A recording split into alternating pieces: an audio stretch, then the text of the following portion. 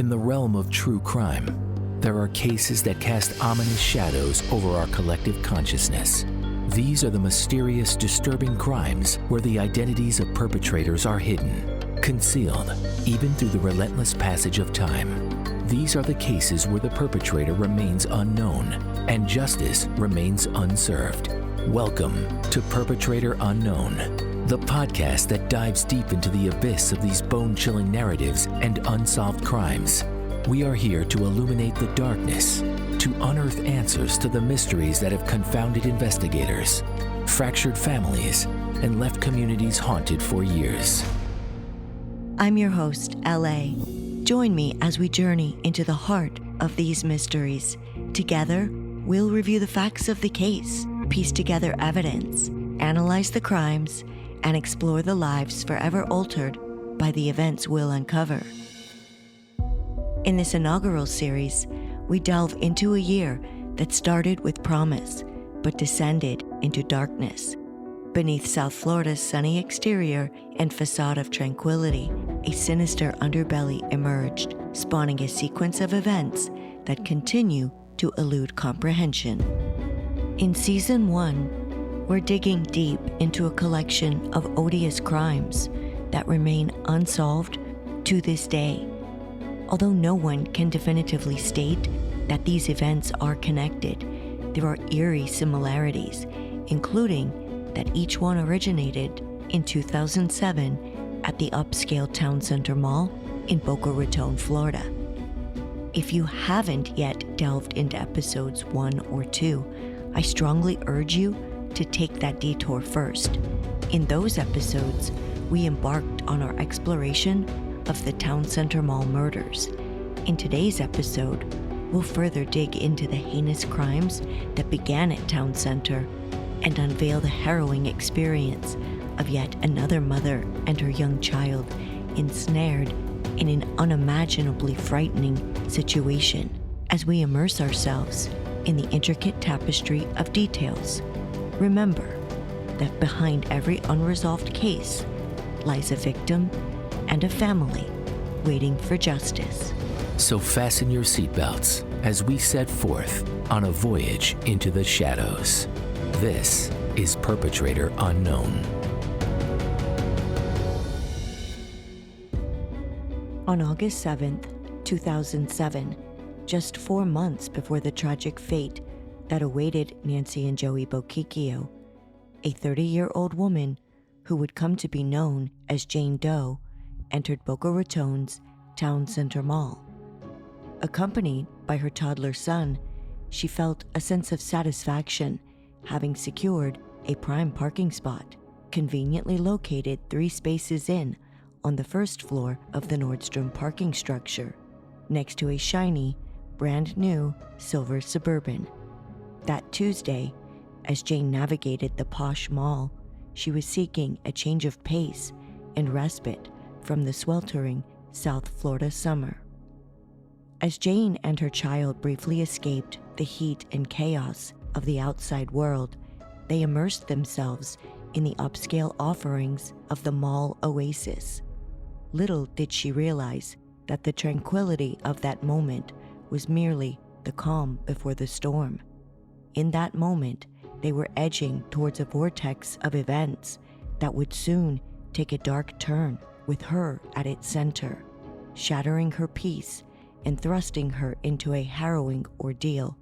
Jane's trauma would eventually intertwine with a tragedy that would grip the entire community. Having enjoyed the cool air, a change of scenery, and a successful shopping excursion, Jane and her little boy exited the mall that afternoon through Nordstrom. As they approached their vehicle, Jane's gaze was drawn to a familiar sight, the shiny Suburban neatly parked beside it. Upon reaching her black Lincoln Navigator, she skillfully swung open the back passenger door, delicately lifting her son from the stroller and securing him snugly into his car seat. With practiced ease, she folded the stroller and stowed it in the rear, alongside a trove of shopping bags. She closed the hatch to secure the liftgate, and she moved to the front of the vehicle, leaning in to find a resting place for the additional packages acquired during their retail adventure. Suddenly, an unsettling feeling enveloped Jane, heightened by her son's urgent cries, expressing his apprehension. Peering into the back seat, astonishment seized her. A man, wearing a floppy fishing-style hat and wraparound sunglasses, sat beside her young son. Shock and fear jolted Jane as she briefly considered that she must know him. However, a cold realization followed. She didn't know this man at all. The young mother, paralyzed with fear, remained rooted in place as the stranger's commands echoed, compelling her to get into the vehicle.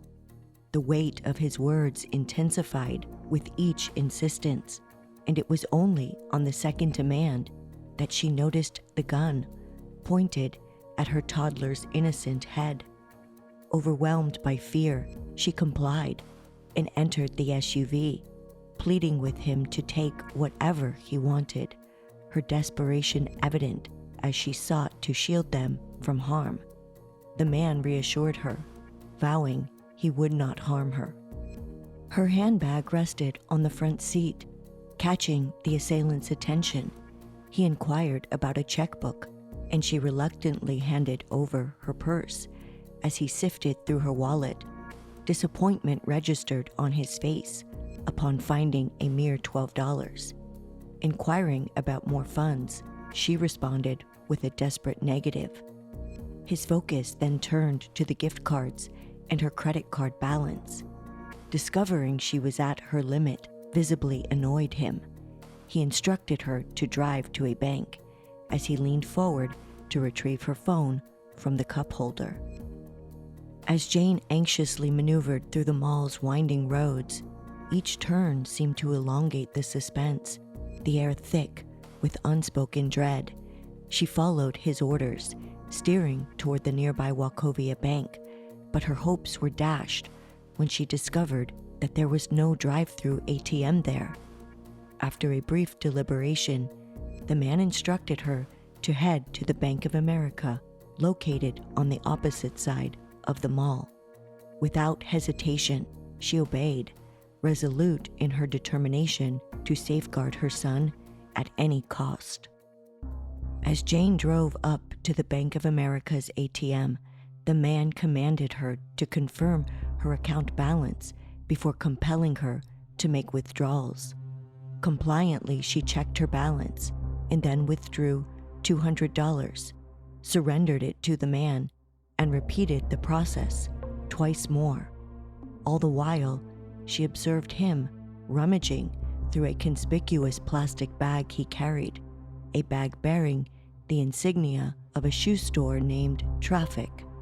From within that bag, he produced an array of credit cards and a thick wad of cash. Jane's attempt to make a fourth withdrawal met a roadblock as the bank rejected it, citing her daily limit being reached. Despite the abductor's initial assurance of her return to the mall after obtaining cash, his response to her query extinguished any hope. Just drive. Chillingly, he then asked about nearby churches, planting a seed of fear in her mind, leaving her to contemplate the ominous possibilities of what might unfold there. Fearing for her life, Jane resorted to a ruse, simulating an asthma attack, kindling hope that this pretense might deter him. Pleading for her inhaler, he flung her purse toward her. In that moment, the thought of crashing the vehicle crossed her mind, but the fear of potential harm to her son restrained her. Directing her SUV to a strip mall situated just east of the Florida Turnpike, he next instructed her to power off the engine before he exited from the back seat and advanced toward the driver's side door. His command was unequivocal: get out of the vehicle. Instinctive terror fueled her hesitation, a visceral apprehension of impending danger. Yet, under the shadow of his escalating threats, she eventually yielded, sliding out of the SUV. Amid a fervent plea for her life, Jane recollects the abductor disclosing that he was burdened by enough problems already and didn't need any more. Confined in the back seat of her own vehicle, she could only watch as he retrieved items from that conspicuous plastic bag, utilizing them to immobilize her. It was a meticulously planned operation, she realized, with all the necessary tools neatly packed inside that bag. Handcuffs secured her wrists behind her back. Zip ties ensnared her ankles, and the same style cable was tightened around her neck and fastened to the headrest. The climax of this chilling assembly was when the perpetrator placed a pair of glasses on her face, their lenses obscured by duct tape. Placing his gun into a concealed shoulder holster and assuming the driver's position, the man embarked on the journey, while Jane, enveloped by restraints, succumbed to hysteria, her cries choking and sobs resounding in the confined space. Unexpectedly, the man brought the vehicle to a halt, leaning back to loosen the zip tie around her neck, asking, "Does that feel better?" Once more, she summoned the courage to implore him to return to the mall. Remarkably, he assented this time, agreeing to her request. Yet, within the distorted view offered by the obscured lenses, Jane discerned that they were not heading back to the mall. She remained silent, cautious not to expose the narrow opening between her face and the blacked-out glasses that provided her with a slender glimpse of the world around her. As the vehicle approached the Florida Turnpike's entrance, the man, who spoke without an accent, abruptly recognized his mistake. He braked with a sigh of exasperation that permeated the tension-laden air. The toll booth loomed ahead, prompting him to turn to her and request change. With a steady voice, she disclosed that she possessed a sun pass. With that, they headed north along the toll road for roughly 6 miles. This leg of the journey culminating at the Atlantic Avenue exit in Delray Beach, the first available point of departure. As they moved forward, Jane's young son remained in slumber, blissfully unaware of the harrowing events unfolding around him. The abductor guided the vehicle west of the turnpike exit into the parking lot of a movie theater, and the engine's purr diminished to a halt. With a hushed command, he instructed Jane to remain still, her heart racing as she caught a fleeting glimpse of a gleaming object being extracted from his bag. Realizing it was a knife, dread weighed heavily upon her, anticipating her own demise. Yet surprisingly, he utilized the pocket knife only to sever the zip tie cinched around her neck, liberating her from the cruel restraint. As the journey continued, inexplicably, the man exhibited glimmers of compassion and humanity. At one point, an infantile cry pierced the air as the toddler's bottle tumbled to the floor and rolled beneath the driver's seat. The same man who had subjected the child to the menace of a gun just a short time earlier extended his hand beneath the seat to retrieve the bottle and return it to the distraught little boy. After nearly 2 agonizing hours, the abductor guided the vehicle back to the town center mall.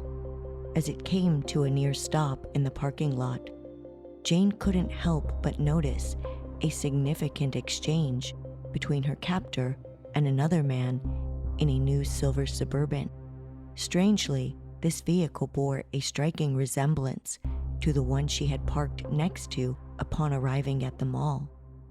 The familiarity of the scene resonated with an eerie echo, imprinting itself like a mirrored image etched into her memory. Throughout this ordeal, the persistent ringing of Jane's cell phone echoed through the confined space, seemingly irritating the stranger. With a stern demand, he inquired about the caller's identity. In a quick-witted response, Jane divulged that it was her son's father, emphasizing their ongoing custody battle. This strategic move aimed not only to provide an explanation for the incessant calls, but also to convey a subtle warning to the abductor.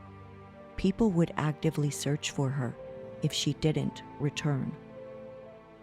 The man skillfully steered through the maze of mall roads, bringing them to a stop in the expansive parking area next to Bloomingdale's. A definitive pause marked their arrival, heralding a crucial moment. In this chilling tableau, the abductor, with a sense of cruel repetition, once again fastened a zip tie tightly around Jane's neck, echoing the torment she had endured earlier. Despite sparing her life, he orchestrated a macabre scene, ensuring she remained bound and restrained, awaiting an unwitting discoverer. With calculated precision, he wielded her own phone as an instrument of orchestrated manipulation. Dialing the number that had been relentlessly calling, he pressed the phone to her ear, commanding her compliance. Instructing her to convey a tale of vehicular misfortune, he guided her words. On the other end, the father of her son picked up, and Jane, following her captor's orders, urgently recounted the fabricated story. This threadbare pretext served to summon her son's father to their location. When pressed for more details, she desperately responded, "Just come." As the perpetrator's exit loomed, his chilling admonition resonated through the air, a sinister echo of control. He had urged her to present authorities with a description that seemed like a bizarre work of fiction. A short, stout, and African-American figure, far from the truth.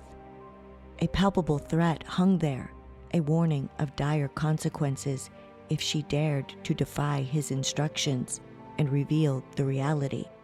Armed with knowledge of her driver's license details, including her home address, he left her with a deep-seated fear that would persist.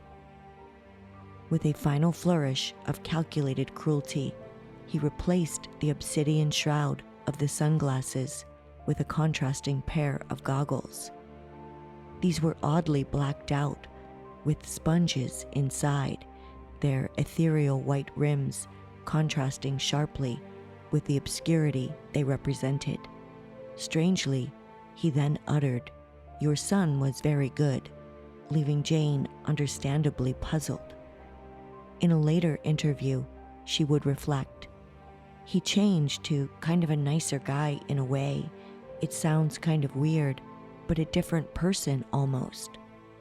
As he left her, he shut the vehicle door, effectively sealing himself away, the blacked-out goggles ensuring her vision remained obscured. With the surreal finality of that sound, in an instant, he retreated into the unknown. As his presence receded into the recesses of her memory, Jane found herself propelled by an urgent resolve, a determination born of maternal and survival instinct. Her nimble body defied the confines of her restraints, a testament to her unwavering tenacity. Skillfully, she manipulated her hands bound behind her, threading them forward beneath her, effecting a daring escape from the manacles that had imprisoned her. Liberated, she worked to free her legs from their entanglement, each motion demonstrating her unwavering will. With renewed freedom, she deftly raised the goggles that had shrouded her vision, exposing the world around her. Yet, Another challenge remained, the neck restraint that had symbolized her powerlessness. Swiftly, she navigated the mechanism, releasing the headrest in a cathartic rupture of her captivity. Despite her triumph, her ankles remained ensnared, a stark reminder of the residual chains that bound her, and perhaps foreshadowing the enduring grip of her traumatic experience. Undeterred, however, she surged forward, her indomitable spirit fueled by the urgency of the situation. Despite her ankles still encased in the zip ties, she seized control of the wheel, her trembling hands steering the vehicle with fierce determination. Guided by an unyielding need for safety, she accelerated toward the valet station at Saks Fifth Avenue, her pulse quickening in time with the gravity of her situation. Declaring that she had been kidnapped, the valet attendant appeared skeptical. Faced with this doubt, Jane felt compelled to reveal the cuts and abrasions that covered her body and desperately pleaded for help. In the wake of her courageous escape, the encounter with law enforcement painted a stark contrast to Jane Doe's disturbing ordeal. When officers arrived at the scene about 20 minutes later, disbelief hung heavy in the air, an unsettling backdrop to her distress. Despite her body bearing the undeniable evidence of a struggle, skepticism clouded the authorities' perception. The very narrative she recounted, the very story she lived, was met with incredulity. Authorities questioned the mechanics of the restraints she had recounted. To them, her escape didn't seem possible unless it had been planned or prearranged. It was as if her very truth, her status as a victim, was put on trial. In this disturbing turn of events, Jane found herself subjected to a battery of scrutiny that extended beyond her harrowing ordeal. The coercive specter of a lie detector test was wielded, an attempt to extract truth from the depths of trauma, an absurd twist in which law enforcement asked the victim to undergo a test measuring the very ordeal she had endured. Moreover, initial efforts to validate her account faced an unexpected roadblock. Her SunPass transponder, the very evidence that could have corroborated her presence on the turnpike, malfunctioned, adding yet another layer of skepticism to the unfolding investigation. Days turned into a surreal limbo where truth hovered just beyond reach. It was only through a meticulous analysis of highway toll booth surveillance footage that her credibility was substantiated. Within that video, a digital testament to her terror, investigators did identify Jane Doe's vehicle entering the Florida Turnpike, just as she had described. But even as this realization dawned, the response from the authorities was lackluster at best. A press release from the Boca Raton Police Services Department reverberated with an unsettling undertone, one that seemed to relegate her experience to a mere footnote in the realm of public safety. A cursory glance at newspaper archives unveils a stark truth. The incident was rendered into a mere blurb, lost in the mundane confines of the police blotter. Its stark brevity offered little insight into the terrifying reality she had faced. It read, "An armed man robbed a woman in a parking garage at Town Center at Boca Raton on Glades Road on Tuesday. The woman told police she was accosted by the man on the first level of the garage near Nordstrom. The man got away with an undisclosed amount of money." The gulf between the written account and her lived nightmare was staggering, an incongruity that cast her struggle in an eerie obscurity.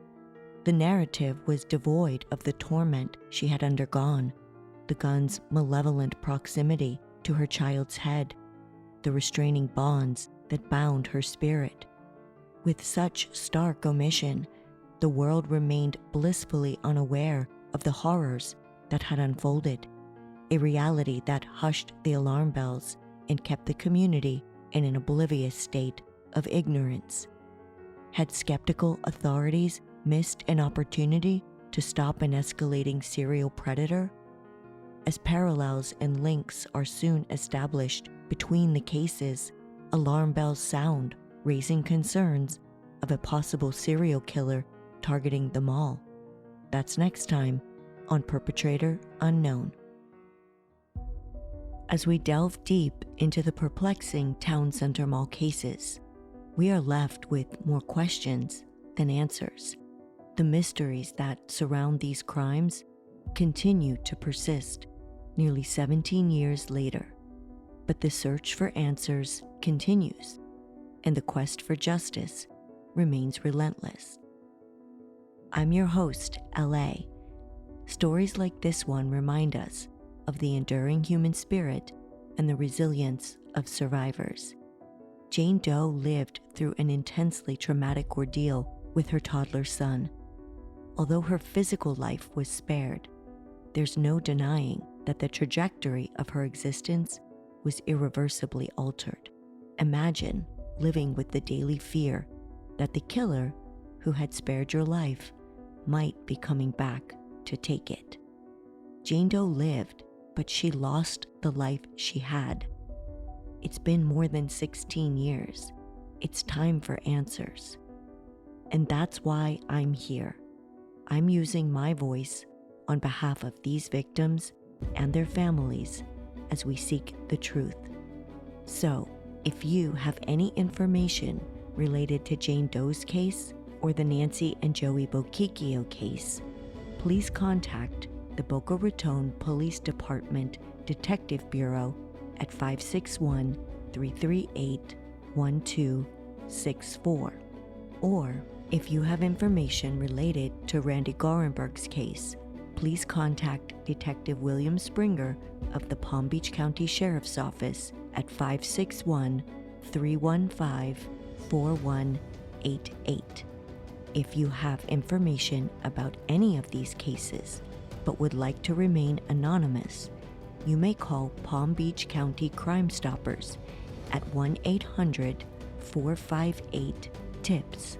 That's 1-800-458-8477. If you'd like to share your thoughts or insights about the podcast, please reach out. You can find our contact information in the show notes. We'd also like to encourage you to share the podcast, leave reviews, and engage with us on social media. Always remember that behind every unsolved case lies a victim and a family yearning for answers. Thank you for listening to Perpetrator Unknown.